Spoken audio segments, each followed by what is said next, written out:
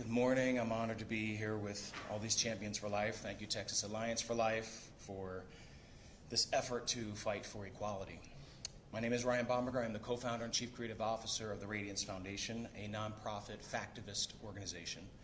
We believe in what's apparently become a radical notion, the radical notion that we're all created equal.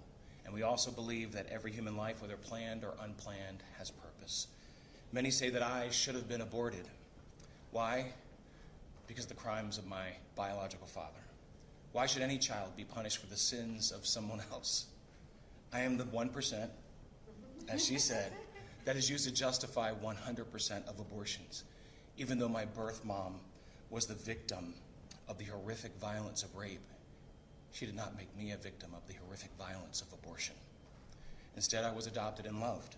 I grew up in a diverse family of 15, where we're white, and black, Native American, Vietnamese, able and disabled. Amen, little guy. 10 of 13 children in my family were adopted. We came from all kinds of backgrounds and tragic situations. But I'll tell you, none of us were better off dead. We were all better off loved. Today I'm married to the love of my life, Bethany Bomberger. We have 4 amazing kiddos, 2 of whom were also adopted.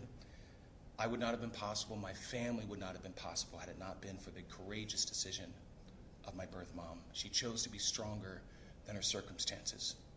What victims of rape need is wholeness and healing, not abortion hucksterism dressed up in the latest pink signage. They need good counsel, like the kind of counsel they can get at thousands of pregnancy centers where no one profits from the decision that a mother makes. Despite cultural and political propaganda that pretends human beings have conditional value, we all have inherent and equal worth. It's why I fight for the most marginalized, the unborn, and to end the exploitation of vulnerable women by a multi-billion-dollar abortion industry. The circumstances of our conception never change the condition of our worth. Not one person here or anywhere controlled the circumstances of his or her conception. When we pretend that we could be arbiters of human value, it never, ever goes well.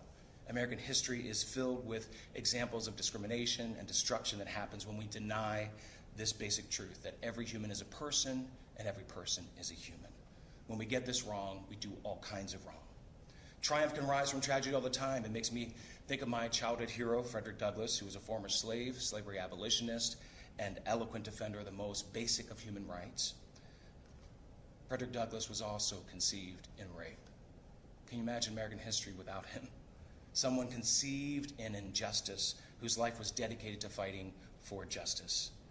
So don't be fooled by the middle ground rhetoric. It's our side that always seems to want to cede ground, not the other. There's no pro-life legislation, regardless of how many exceptions are added, that will ever appease pro-abortion activists and legislators.